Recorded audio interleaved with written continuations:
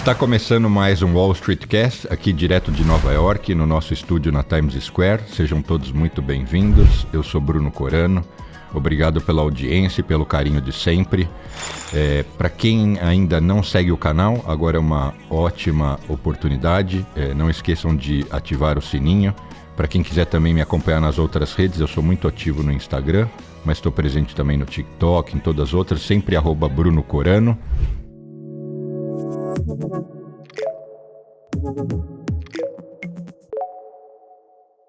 Eu já estava num papo intenso antes aqui de começar a gravação, enquanto ajustavam as câmeras e o som. A gente vai falar sobre mercado financeiro, sobre a carreira, sobre equidade racial, com uma pessoa super interessante, um fluminense de Duque de Caxias, formado em Ciências Contábeis pela UERJ. Ele tem MBA em Finanças pelo IBMEC e pós-graduação em Estratégia Empresarial pela FGV. Está desde 1993 atuando no mercado financeiro e ele é conselheiro de diversas organizações. Ele é o diretor executivo do Pacto de Promoção da Equidade Racial. Seja muito bem-vindo, Gilberto Costa. Obrigado, Bruno. Obrigado pelo convite, obrigado por estar me recebendo aqui no seu estúdio. Enfim, obrigado por esse bate-papo gostoso que a gente vai ter. Eu que agradeço. Vamos começar já por essa história que a gente estava falando antes de começar a gravar, que eu falei assim, eu não vou nem te perguntar mais, porque eu achei isso já, assim, curioso, interessante. Deve ter uma boa história aí por trás. Você nasceu e cresceu em Duque de Caxias? Sim, eu nasci em Duque de Caxias. Meu pai é um homem negro, de pele retinta. Minha mãe é uma mulher não negra. E meu pai é um militar, passou 30 anos na vida militar. E eu fui criado a minha infância toda em Duque de Caxias, que é uma comunidade que na época não tinha nem saneamento básico. E o curioso é que essa trajetória do meu pai na aeronáutica, na época, influenciou muito a minha vida, né, a minha adolescência, enfim, e influenciou muito toda a carreira que eu construí até hoje. Por que influenciou? Pela disciplina? Pelo quê? Porque em 1986 eu entrei na Escola de Cadetes da Aeronáutica, uma preparação para a Academia da Força Aérea. Isso com quantos anos? 15 anos. Mas vamos então alguns passos para trás. Sua infância foi... Você não era rico, mas foi digna. A infância foi digna. Eu tinha uma estrutura familiar, de uma família maior, né? Meus avós e minhas tias, meus tios, muito robusta. Mas a minha família morava numa casa de 2 cômodos, que a rua não tinha saneamento básico. Eu estudei a vida toda em escola pública. Entendi. Toda.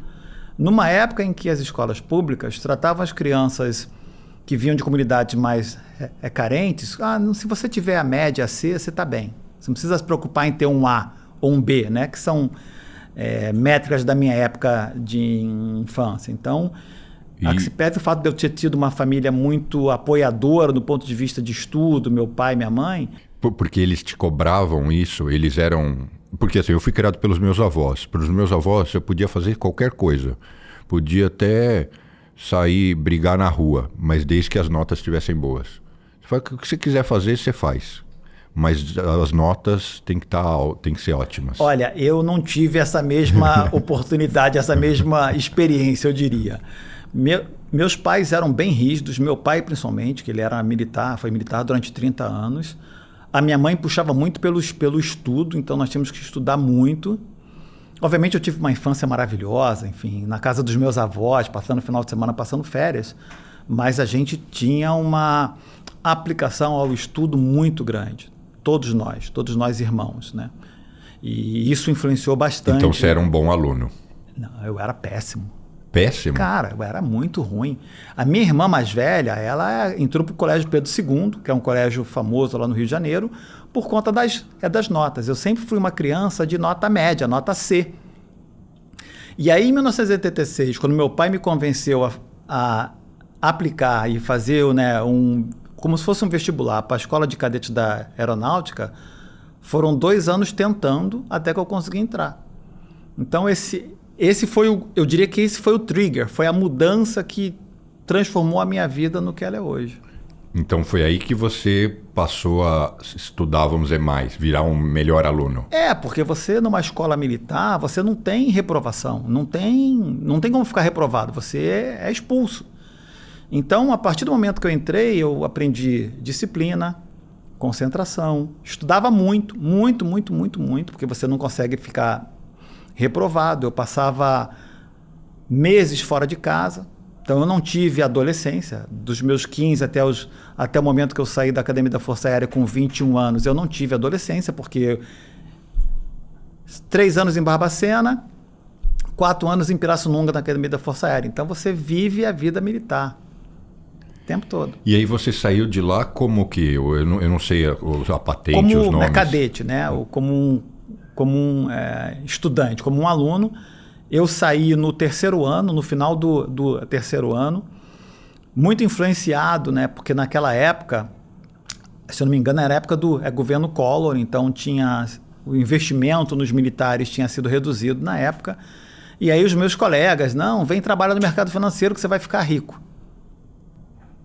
Não fiquei rico, mas enfim, saí para trabalhar no mercado financeiro. Foi bom. E seus amigos da onde? De infância, da onde? De infância, né? Já estavam naquela idade em que a maioria começou a trabalhar, então já sabiam já o que fazer, já estavam entrando nas universidades. Então, neste momento, eu estava com 21 anos, teoricamente, eu estava atrasado para entrar nas universidades da vida civil.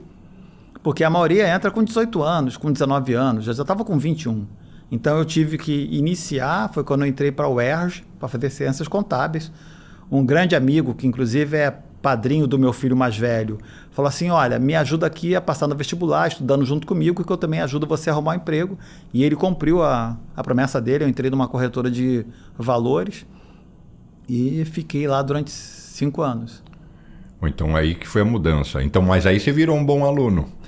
Aí eu nunca mais deixei de estudar, nunca mais. E você falou um pouco sobre a minha trajetória, né, acadêmica. Você sai de uma escola militar como a Academia da Força Aérea, você sai com uma bagagem técnica muito forte.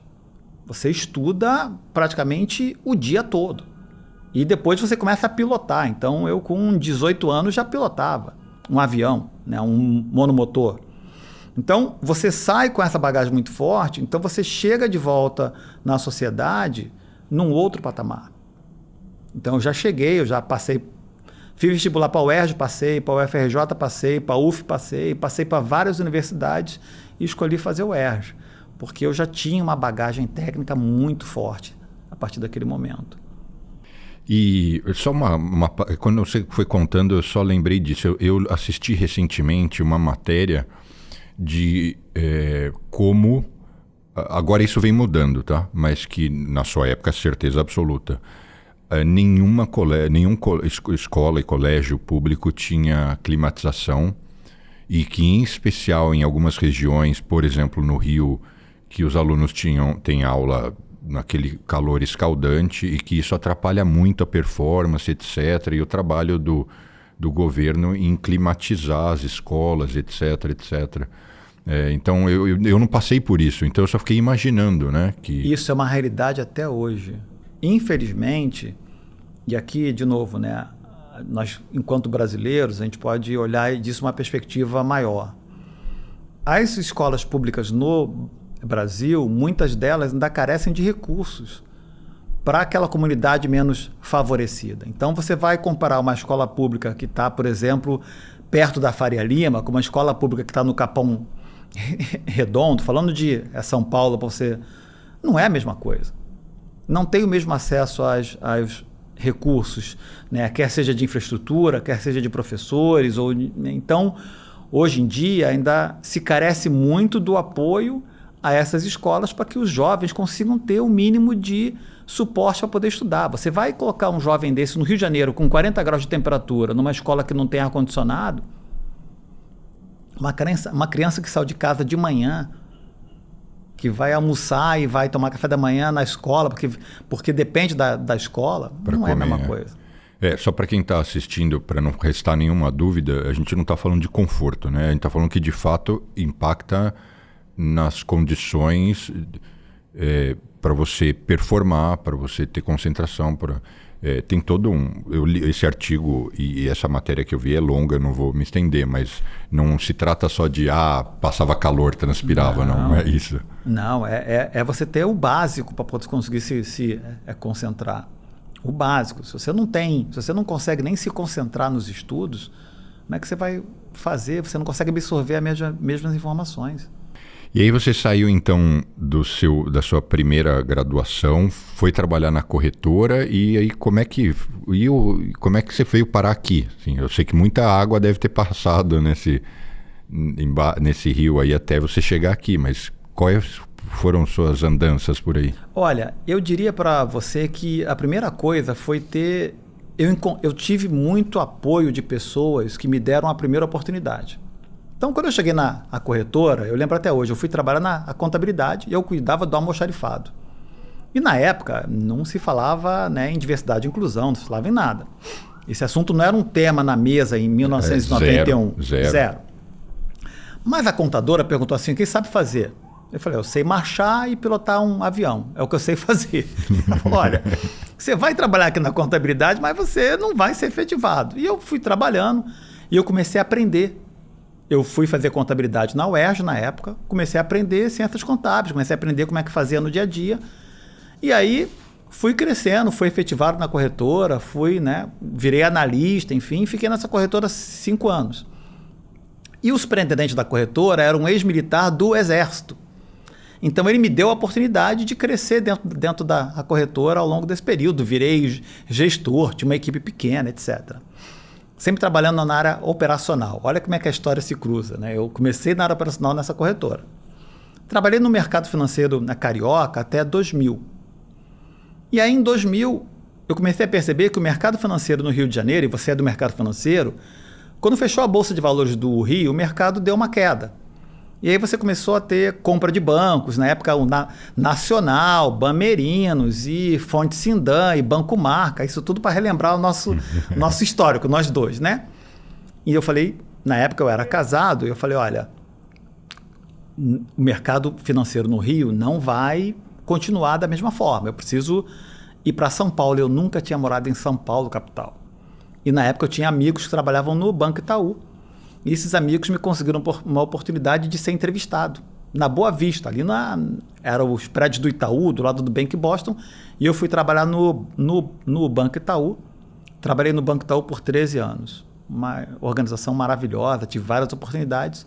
E um dos diretores apoiou muito o meu crescimento. Então eu fiz MBA no IBMEC, apoiado pelo Banco Itaú.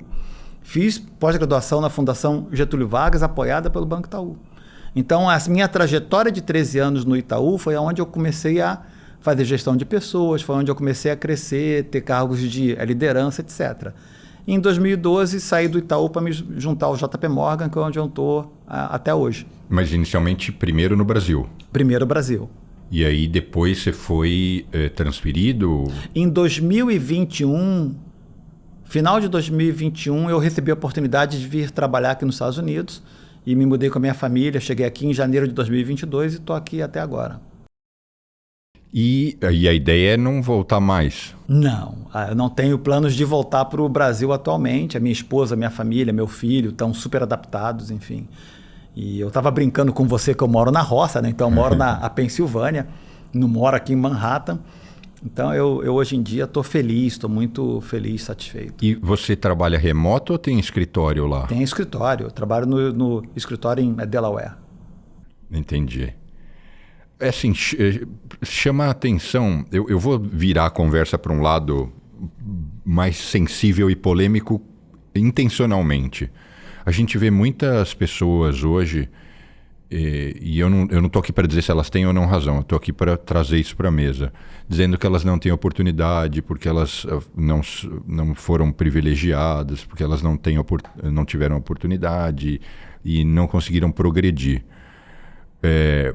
Existem alguns escritores que contestam isso, que falam o seguinte, olha, tem casos e casos, um deles é o Robert Greene, que ele menciona alguns casos de pessoas que tinham tudo para serem miseráveis, tudo errado, nasceu num lugar terrível, tudo estragado e conseguiram romper essas barreiras. Você rompeu barreiras. Como você vê essa história? Você se reconhece que você fala, nossa, eu pelejei aí, eu rompi um monte de obstáculo. Porque você saiu de um lugar, pensando que você está agora no JP Morgan, nos Estados Unidos, maior, economicamente falando, né? País mais importante, maior banco americano. Estudou muito. Poucas pessoas conseguiriam ou conseguiram a mesma trajetória, né? Você acha que isso tem... Lógico que tem a ver com o seu mérito, mas como você vê as pessoas que se vitimizam e falam assim, eu sou eu adoro falar a palavra fudido, eu sei que é um pouco agressiva, mas é o que as pessoas falam, né? Eu sou um fudido, não tenho como conseguir. E isso mexe comigo. Eu falo, não, você tem. Você tem que acreditar que você tem. Aqui tem um fator importante. Você falou uma palavra muito importante. Primeiro, você tem que acreditar no seu potencial. Primeira coisa. Ninguém vai acreditar no seu potencial se você mesmo não acredita no seu potencial. Então, vamos utilizar o meu caso, né? Que eu costumo dizer que eu sou um outlier. Eu não represento hoje a maioria da comunidade negra brasileira porque eu tenho privilégios que muitas pessoas não têm. Então, eu preciso reconhecer esse meu privilégio como um homem negro. Eu sempre tive o apoio dos meus pais na questão de estudo. E eu acreditei no meu potencial, entrei, fiz aí meu período na vida militar, saí, fiz o ERJ, fiz IBMEC, fiz Fundação Getúlio Vargas e fui trilhando a minha carreira profissional no mercado financeiro. Mas o fator preponderante aqui é que eu sempre tive apoio de pessoas não negras, porque eu nunca tive um chefe negro, que me apoiaram na minha trajetória profissional. Então eu acreditava em mim, essas pessoas apostaram em mim e eu fui crescendo ao longo dos anos. Porque elas apostavam no Gilberto independente se você era chinês, careca como eu. Exatamente, eles apostavam no meu potencial enquanto profissional, enquanto pessoa. Se você olhar a maior parte da sociedade hoje em dia, o que acontece muitos desses jovens, eles até acreditam neles ou nelas, né? Meninos e meninas talentosíssimos que tem nas comunidades, enfim, que tem na sociedade, na comunidade negra, talentosíssimos, meninos e meninas. Só que eles não têm oportunidade, por conta das barreiras de entrada. Então você vai ter aquele jovem que mora em Guaianazes. Eu vou sempre me referir a lugares que nós dois conhecemos em São Paulo, que está a 2h30 da Faria Lima. Aquele jovem que mora em Guaianazes, por mais que ele ou ela acredite no seu potencial, se nós não removermos as barreiras de entrada, esse jovem não consegue entrar no mercado financeiro. Porque ele vai competir com um jovem que mora na Vila Olímpia e vai trabalhar de patinete. Um pegou 2h30 de trem, metrô e ônibus, e o outro foi de patinete para trabalhar. Um sai da Faria Lima e tem que voltar para ir para a faculdade, o outro vai para a faculdade de metrô. Então, o que nós temos que entender é que tem dois grandes blocos aqui. Eu diria até mais, mas vamos focar nos dois maiores. Um é aquele jovem que não acredita em si mesmo, aquela pessoa, aquele menino ou menina que não acredita no seu potencial. Mas quando ele não acredita pelos mais diversos motivos, pela educação, pela criação que ele teve, os pais já colocaram na mente dele que é isso mesmo, nossa realidade é essa, somos tem essa limitados. Situação. Eu vou dar um exemplo prático aqui, tem essa situação. E outra, aquele jovem que acredita no seu potencial, que a família acredita no potencial do jovem, mas por conta das barreiras de entrada não consegue progredir. E uma pausa, seus pais te estimulavam? Falavam, Gilberto, você pode, acredita. Cara, de repente seu pai ou sua mãe? Os dois. Os dois. E você era ambicioso?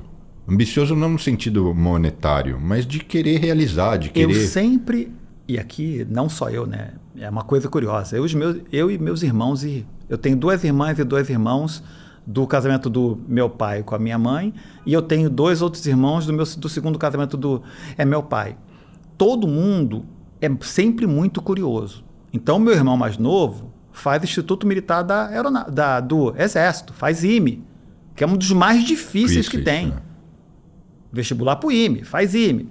Meu outro irmão é militar, meu outro irmão trabalha na Petrobras, minha irmã é professora. Então, o conjunto da família sempre foi pushing, de olha, vamos seguir, vamos em frente, é difícil, é complicado, mas vamos em frente.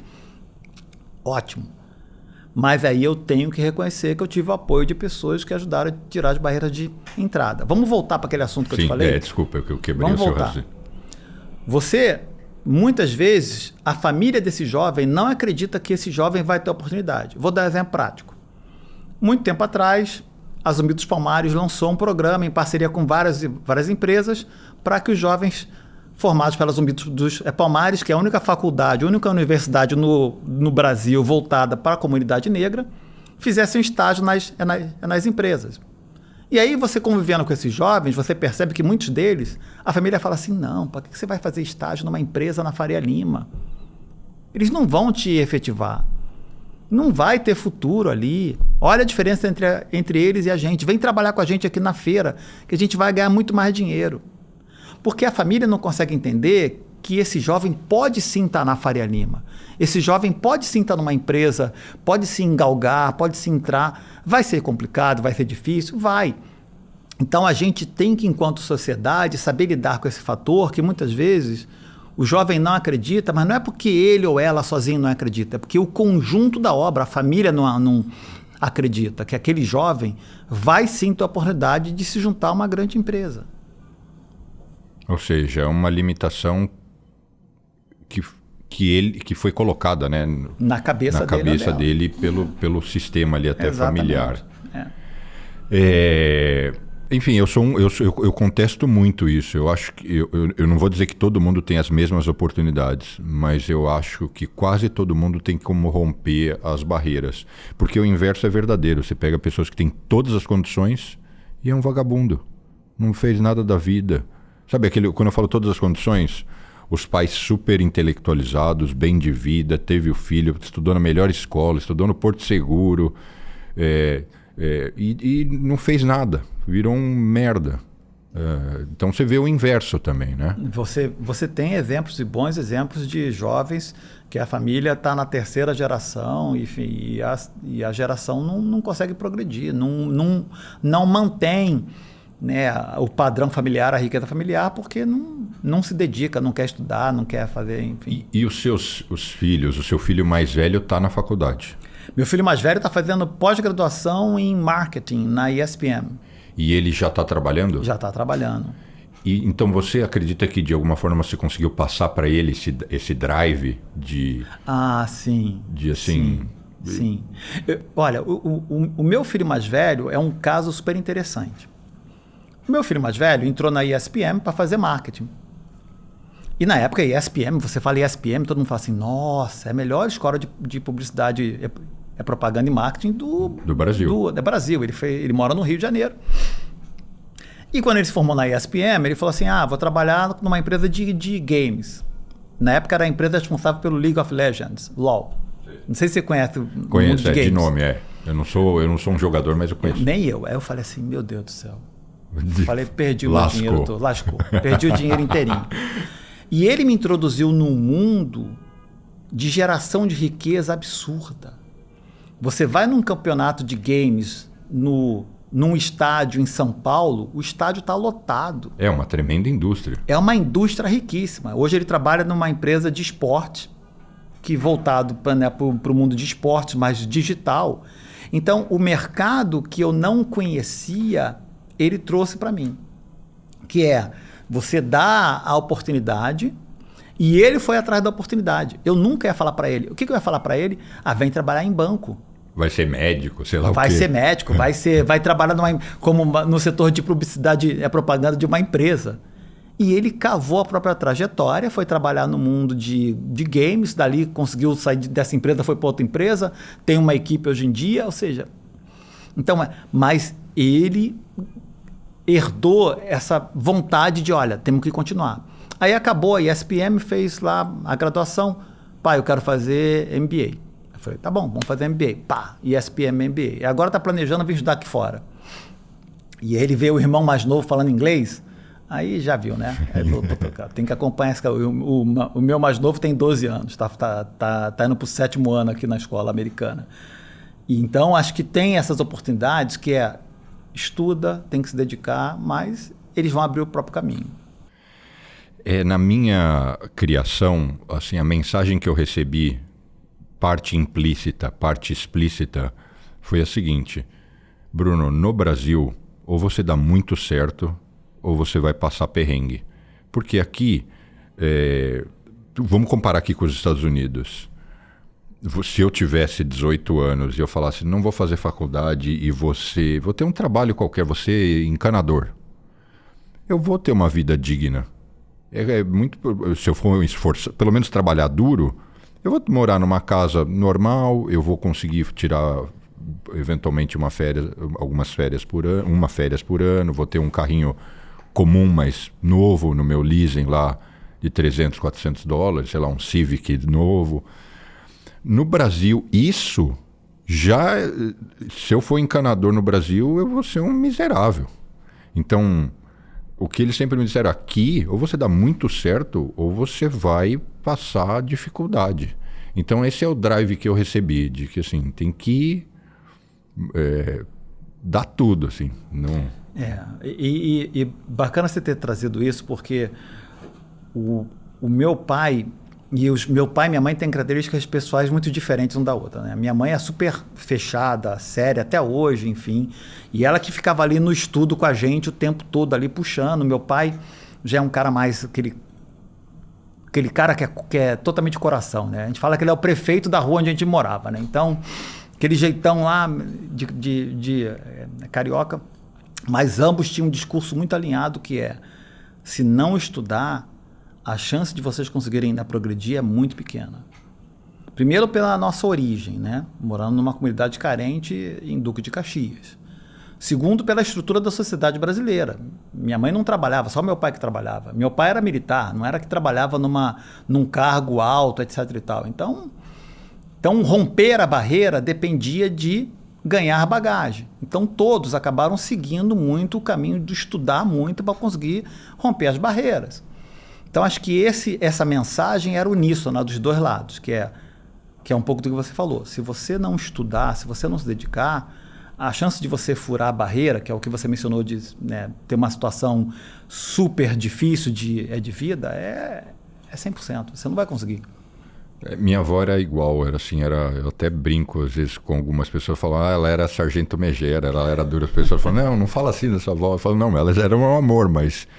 Se eu voltava a dar aula, se a gente não fizesse lição de casa e ela não fizesse uma chamadinha e pegasse um tema extra ainda de algum livro, alguma coisa para a gente trabalhar, eu não estava liberado para ir jogar bola.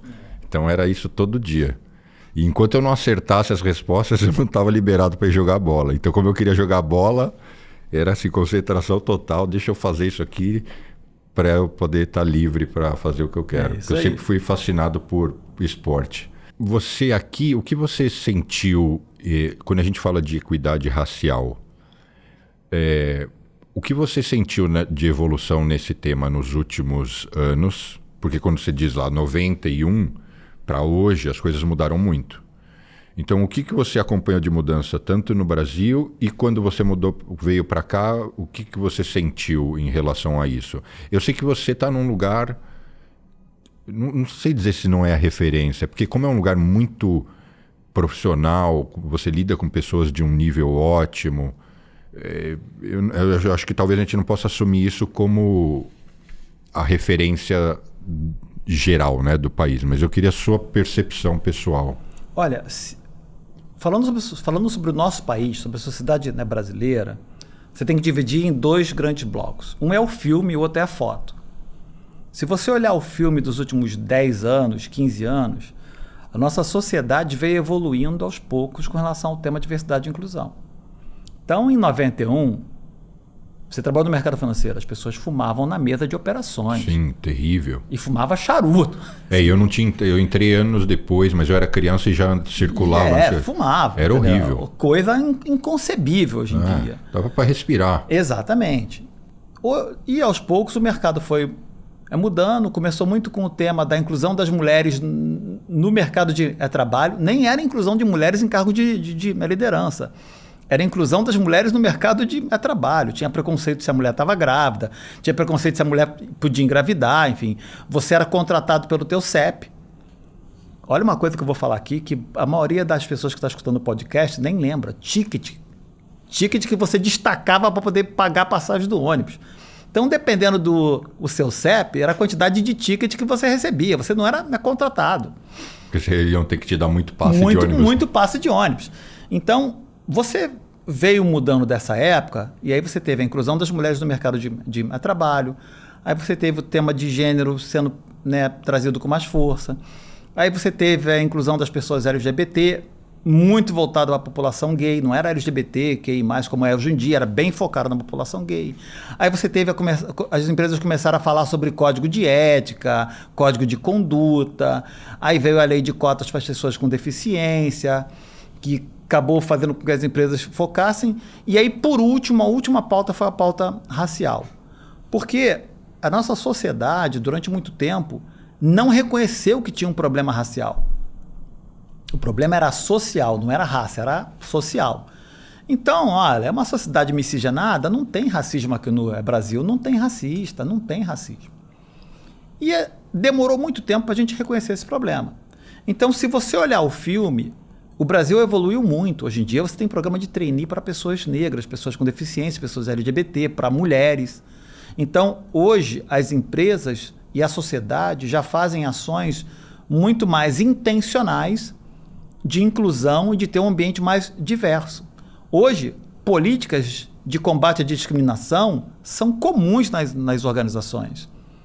Hoje você tem, e eu falo aqui com muito orgulho de quem trabalha no mercado financeiro, você tem o mercado financeiro puxando essa agenda. Ambima, B3, Febraban, puxando essa agenda de diversidade e inclusão, com programas maravilhosos. A Febraban formou turma de jovens negros para entrar no mercado financeiro. Então, o filme mostra uma evolução muito grande. O Pacto de Promoção da Equidade Racial, que é a organização da qual eu sou diretor executivo, lançou esse ano um programa de formação de mulheres negras para cargo de liderança, em que o aporte foi feito pela B3. A B3 aportou recursos para formar mulheres negras em cargo de liderança, 31 mulheres. Então, a foto mostra uma evolução muito grande. O filme não é bom. Por que o filme não é um filme bom para a gente enquanto sociedade? É o que você acabou de mencionar. Quantos homens negros executivos você conhece no mercado financeiro? E você tem uma trajetória brilhante no mercado financeiro. Eu sou um dos poucos. Assim, para ser sincero, eu não queria, não sei se isso é polêmico, brasileiro aqui nos Estados Unidos, você é o primeiro. Então, a foto não é boa. Ainda mais brasileiro eu conheço... Não, quer dizer, sem ser brasileiro, aí eu conheço um ou outro. Mas brasileiro, você é o primeiro e único. E mesmo no Brasil... Eu não lembro de ter... Eu não consigo lembrar, assim, de bate-pronto. A quantidade é muito pequena. Você tem brilhantes exemplos de executivos como eu, que estão trilhando trajetórias brilhantes no mercado financeiro. Você tem mulheres negras trilhando uma trajetória brilhante no mercado financeiro, em outras organizações, mas ainda é muito pequeno. Então, se você olhar a foto, a gente precisa ainda continuar trabalhando em conjunto, todo mundo, enquanto sociedade, para aumentar, não nos níveis de entrada. Nos níveis de entrada, as organizações vêm trabalhando de uma forma consistente ao longo dos anos, mas nos cargos mais altos. Então, beleza. Então, dividindo aqui, evoluímos enquanto filme. A foto ainda não é a foto que nós gostaríamos, mas você vê um trabalho sendo feito muito... A Ambima acabou de lançar agora no site Ambima Educação uma plataforma que trabalha diversidade e inclusão, em que o Pacto de Promoção da Equidade Racial, em parceria com a Ambima, fez um curso sobre inclusão racial. Então, o mercado vem evoluindo, mas a foto não é positiva. Posso mudar para os Estados Unidos agora? Claro, claro. Qual a diferença que eu percebi quando eu vim morar nos Estados Unidos? Primeiro, eles investiram muito em educação pública para a população negra. Você aqui nos Estados Unidos, você vai no Bronx, tem várias escolas voltadas para a comunidade negra. Então, ao longo dos anos, eles investiram em educação pública para a população negra. Intencionalidade, Bruno, intencionalidade. eles são intencionais. Você tem escolas e universidades voltadas para a comunidade negra. No Brasil só tem a Zumbi dos Palmares. Então a gente tem que fazer uma lição de casa. 2, eles vêm discutindo a pauta racial, eles reconheceram que o racismo era um problema há anos. A gente, durante muito tempo, não reconheceu que o problema existia. Se você não reconhece o problema, você não ataca o problema. E, por último, eles criaram riqueza na comunidade negra. Então, você vai ver, e você acabou de mencionar, você vai nos bancos aqui ou nas empresas, você tem executivos, homens e mulheres negros, em cargos de CEO, de diretor, de managing director. Não é incomum. Não você vê homens e mulheres negros empresários, donos de empresa, donos de asset managers. Então você tem uma diferença. Na nossa sociedade, a comunidade negra não conseguiu gerar riqueza para atacar os próprios problemas. Você trabalha no mercado financeiro, atua no mercado financeiro durante anos, tem conexões maravilhosas. Quantos empresários negros você conhece? Dono de grandes corporações, grandes bancos? Nenhum, né? Respondendo nenhum. Mas eu socialmente cruzo aqui com americanos com essa realidade. Tem. Sim, de estar passeando com o cachorro e um dos vizinhos que mora numa casa linda vem conversar comigo e ele rompeu essas barreiras, ele se encaixa, né, nesse perfil que a gente está descrevendo. Então, isso eu cruzo socialmente aqui direto, né? Então, nós temos um caminho ainda a trilhar no mercado brasileiro, que é garantir que a população negra brasileira, que a maioria do mercado da sociedade brasileira é composta por pessoas negras, consigam atingir um nível de riqueza que se tem aqui nos Estados Unidos. Agora, independente disso, aqui às vezes me dá a sensação que o racismo é maior do que no Brasil. Ele é mais explícito. Ele é mais explícito. E lá no Brasil é velado? É velado. O americano, ele entende, você mora aqui muito mais tempo que eu, que ele tem o direito individual de ser racista. Ele não tem o direito individual de te agredir por você ser uma pessoa negra, mas ele tem o direito individual de não gostar de pessoas negras. Ele entende que é um direito dele, assim como é o direito de, em muitos lugares, que ele tem de usar arma. É um direito individual. Então, o americano médio, ele não vê um problema em ser racista. Então, ele não precisa gostar de mim se ele não gosta. Ou não gostar de imigrantes, ou não gostar de latinos. Ele entende que é um direito dele ou dela. No Brasil, ninguém vai falar que é racista, né? Não vai. Jamais. Não vai falar. Ainda mais hoje, né? Não vai falar que é racista. Você não vai falar que você não promoveu a pessoa, não contratou a pessoa A, B, C ou D porque ela é negra ou negra. Você não vai falar. Ainda mais dentro de uma empresa, jamais. Vai. Então, assim, muito do que acontece na nossa sociedade é porque o racismo ele é velado. E aí, ao ser velado, ele demora muito mais para ser combatido.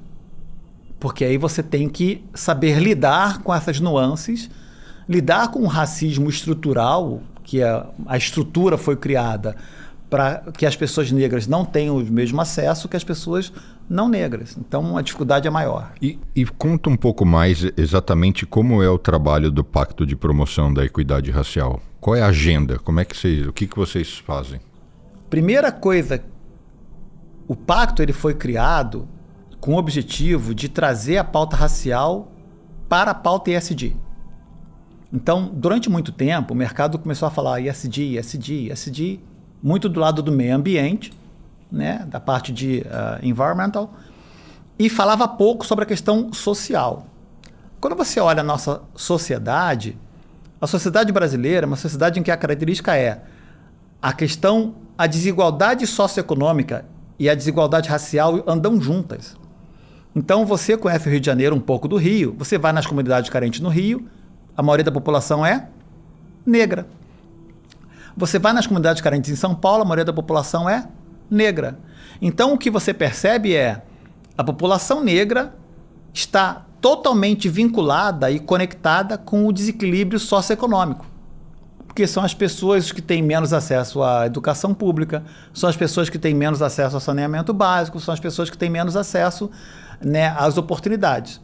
Então, o pacto, quando ele foi criado por um grupo de pessoas não negras, que criaram o pacto e me convidaram para fazer parte desse projeto na época. Ele foi criado com o objetivo de, olha, precisamos que as empresas entendam que dentro da sigla ESG, o social, no caso do Brasil, tem que estar vinculado ao racial. Então, eu preciso criar um protocolo que ajude as empresas a navegar nessa agenda racial através de fatores como mensuração, como investimento em ações afirmativas, como investimento em social, privado e equidade racial e com uma auditoria anual. Então, o protocolo ele foi criado em conjunto com a sociedade civil, em conjunto com o movimento negro, porque tinha que ser uma coisa que fizesse sentido não só para as empresas, mas como também para a sociedade e para a comunidade negra, e que falasse a língua dos investidores.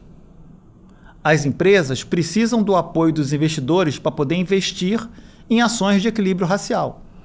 Então, você como CEO, é muito difícil você virar para os acionistas e falar assim, olha, então, eu vou investir 100 milhões de dólares nessa escola pública na comunidade negra para que esses jovens cheguem melhores preparados na universidade. Se o acionista não te apoiar, ele vai falar assim, tu vai fazer o quê? Mas esse jovem vai trabalhar para a gente algum dia ou você não sabe? Você não sabe. Você está investindo porque você sabe que esse jovem, menino ou menina, negro ou negra, ao ter melhor acesso à educação pública, vai entrar melhor preparado ou preparada nas universidades e vai se tornar uma mão de obra, uma pessoa, um profissional muito melhor qualificado, muito melhor preparado. E aí a economia fica mais forte. Então, eu e a empresa vão me beneficiar em algum momento que não necessariamente esse jovem vai entrar na minha empresa. Então, criar essa agenda necessita um protocolo. Foi quando o protocolo ESG racial é criado. E como você tem feito para se dividir a sua rotina, né, o trabalho diário, e isso aqui deve demandar energia também e tempo? É um second job, eu diria, né, falando uma expressão em inglês. É um segundo trabalho, porque eu tenho uma equipe muito boa, né? Então, a minha equipe que fica baseada em São Paulo, o Pacto fica baseado em São Paulo, é muito boa. Então, assim, eles trabalham de uma forma muito próxima das empresas. O Pacto tem 5 pessoas. E aqui é uma coisa que você falou muito interessante. Não existe organização de uma pessoa só. Não existe isso. Aquela organização midiática, em que você vê aquela única pessoa aparecendo, não existe isso. As organizações são feitas pelas pessoas. Então, a minha equipe no Brasil, toda ela trabalha em conjunto para, cada vez mais, trazer empresas para dentro do protocolo ESG racial. E eu consigo me dividir, primeiro, pelo benefício do fuso horário. Segundo, eu vou ao Brasil a cada 3 meses. Então, a cada 3 meses, eu passo uma semana no Brasil e eu consigo dividir a minha agenda entre o Pacto e o meu trabalho. E a equipe que faz um trabalho maravilhoso. Agora, eu diria que é uma rotina intensa. E a sua responsabilidade atual hoje no banco, você cuida de qual área? Operações.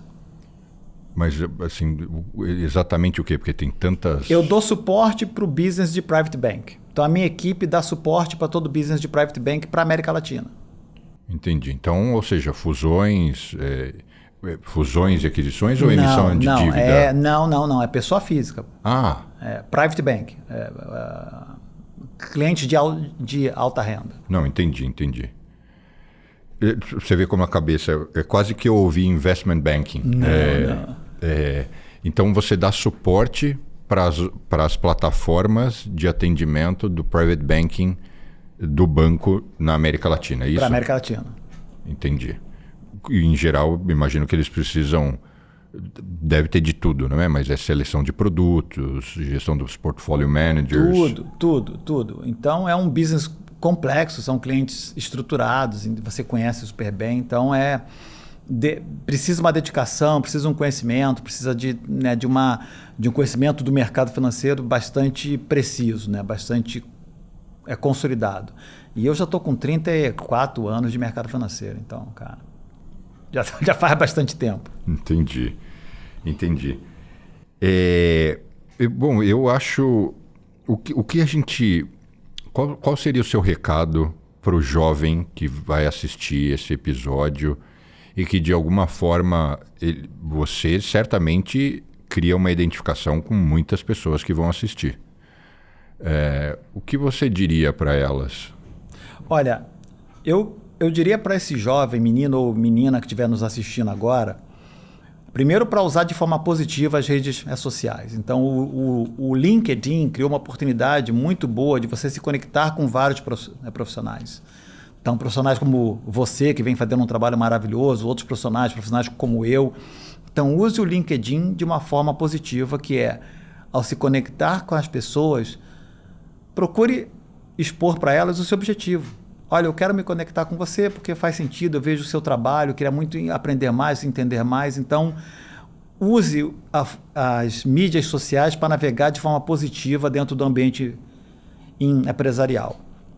Segundo hoje em dia tem várias oportunidades, as empresas têm vários projetos de apoio, então vários projetos intencionais com foco na inclusão de ter um ambiente mais diverso. Então, utilize esse trabalho, essas oportunidades para poder fazer isso. Pesquisa na internet, olha a empresa que você quer trabalhar, olha o segmento que você quer atuar, enfim, faça isso. E, por último, não deixe de estudar nunca. Eu estudo inglês até hoje. Somos dois. Até hoje, todo domingo eu estudo inglês por pelo menos 2 a 3 horas. Não acho que você chegou lá e acabou. Nossa, acabou, agora eu estou tranquilo. Não está. Porque, primeiro, que a sociedade muda, o ambiente muda. Hoje tem novas tecnologias, novas linguagens, o idioma facilita muito, ele abre muitas portas. Então, muito do que eu consegui hoje em dia foi por conta do idioma. Você se conecta com outras pessoas, você consegue se conectar com pessoas fora do seu país.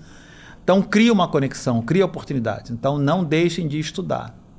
E aí a vida, ela nos traz a oportunidade certa no momento certo. Em que estágio, em que momento da sua vida que você aprendeu inglês?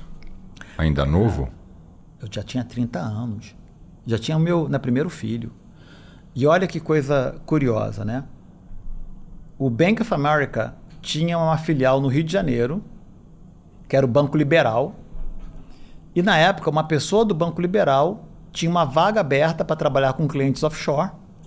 Meu inglês era horrível, não que ele seja bom, mas era horrível. E essa pessoa, mesmo sabendo disso, falou assim, olha, eu vou te dar a oportunidade, mas em 6 meses você tem que estar melhor, você tem que conseguir tocar o seu dia a dia. Eu falei, ótimo. Entrei no curso de inglês, eu fazia inglês de segunda a segunda. Todo dia eu estudava inglês, todo dia, cursinho, tudo, online, professor particular, tudo. E eu consegui. Então assim, precisa casar a sua vontade de querer com uma pessoa que vai te abrir, vai te remover as barreiras de entrada. E aí entrei no Bank of America, no Liberal, fiquei lá durante 2 anos e o inglês começou a melhorar. Hoje trabalho para um banco americano em que o ambiente é um ambiente super inclusivo, as pessoas respeitam as diferenças e o idioma tem me ajudado muito a quebrar essas barreiras. Muito bacana. Quando você veio, você que quis, você que aplicou para a vaga ou foi um convite? Foi um convite e eu queria muito. Eu queria muito ter uma experiência internacional. A minha primeira tentativa nem foi Estados Unidos, foi Singapura. Você teria ido também? Opa! Singapura. E eu lembro que na época o meu chefe falou assim, cara, mas acho que você é o primeiro brasileiro que eu vejo querendo ir trabalhar em Singapura, porque é um fuso horário totalmente diferente, uma cultura diferente. Mas essa é a riqueza. Você lidar com pessoas com uma cultura diferente da sua te enriquece muito. E você foi parar na Pensilvânia por escolha sua ou porque essa base, essa vaga era fisicamente lá? Escolha minha, na época, minha e da minha esposa. É um lugar que tem as notas escolares muito altas, então isso para mim era importante. E é um lugar em que a minha família conseguiria se adaptar mais facilmente. Eu brinquei com você que eu acho que a minha esposa não se adaptaria aqui em Manhattan, por exemplo. Então, eu precisava ter certeza que eu estaria em um lugar que a minha família conseguiria se adaptar. E foi certeira a minha decisão, porque o meu filho se adaptou na escola super bem. Eu brinco com a minha esposa que hoje em dia ele é o prefeito lá do condomínio onde eu moro. Os 9h30 da manhã tem criança na minha casa e ele não tem nenhum amiguinho brasileiro. São todos não brasileiros. Ele tem 12 anos. E minha esposa está super adaptada. Então, assim, foi uma escolha correta. É porque o private banking do JP Morgan tem uma base grande aqui, dentro de Manhattan, e outra em Miami. Quer dizer, tem em vários outros lugares, mas falando do mercado brasileiro, que eu conheço, as maiores plataformas estão aqui em Manhattan e Miami, né? Nós temos presença aqui, em Miami, em outros lugares, mas é bem grande. Sensacional. Queria agradecer muito a sua visita. Espero que tenha sido o primeiro papo de outros. A gente pode, e você já está convidado para voltar, para a gente promover alguns debates sobre alguns outros assuntos. O Carlo Pereira está sempre aqui em Nova York. Ele é um querido, é um amigo querido. Eu também recebi algumas pessoas que têm uma voz muito ativa correlacionada ao trabalho que você desenvolve. A Rachel Maia também. Também é uma pessoa maravilhosa, a nossa conselheira, inclusive. Então, de repente, a gente faz uma grande bancada aqui, um grande debate, a gente pensa em outros temas interessantes. O Carlos deve estar aqui e a Rachel em setembro, porque tem uma semana da ONU aqui em setembro, que geralmente o Pacto Global da ONU faz eventos aqui, eu geralmente venho para cá em setembro. Então vai ser um prazer, esse momento maravilhoso, obrigado pela oportunidade. Eu que agradeço muitíssimo. E onde as pessoas acompanham o seu trabalho? Eu sei que você é muito ativo no LinkedIn, mas não tanto nas outras redes. Não, eu inclusive sou uma negação para redes sociais. Eu sou da época do telefone e do Skype. Então, mas o Pacto de Promoção da Equidade Racial, nós temos colocado bastante conteúdo. Vai ter um fórum agora, dia 25 de julho, voltado exclusivamente para mulheres negras, né, para mulheres negras em cargos de liderança, com a participação de grandes empresas, de pessoas não negras. Então, eu vou estar sempre nessas... Dá para acompanhar online? Não sei se vai estar disponível online. Mas presencialmente, sim? Presencialmente, sim. E vai ser em São Paulo? São Paulo, no Teatro SESI. E você vai estar lá? Vou estar lá. Que mês? 25 de julho, Dia da Mulher Negra Latino-Americana e caribenha. Tá. E Instagram você não tem? Eu tenho Instagram também. Mas eu não sou ativo no Instagram. Mas você não divulga? Não, mais no... O Pacto tem Instagram também. O Pacto divulga bastante coisa. Lu Barreto, que trabalha no jornalismo, é nossa embaixadora agora do Pacto das Pretas. Então, Luciana Barreto. Maravilha. Então, muitíssimo obrigado. Sucesso na sua jornada. Espero que a gente se reencontre ainda muitas vezes nos eventos aqui e que daqui a uns anos você tenha ainda muito mais história para contar. Obrigado a você. Prazer falar contigo. Muito bom. E obrigado a você também que nos acompanhou até aqui. Se você ainda não segue o canal, agora é uma ótima oportunidade. Não deixe de deixar o seu like. Quem quiser também me acompanhar nas outras redes, @BrunoCorando. E a gente se vê a semana que vem. Obrigado.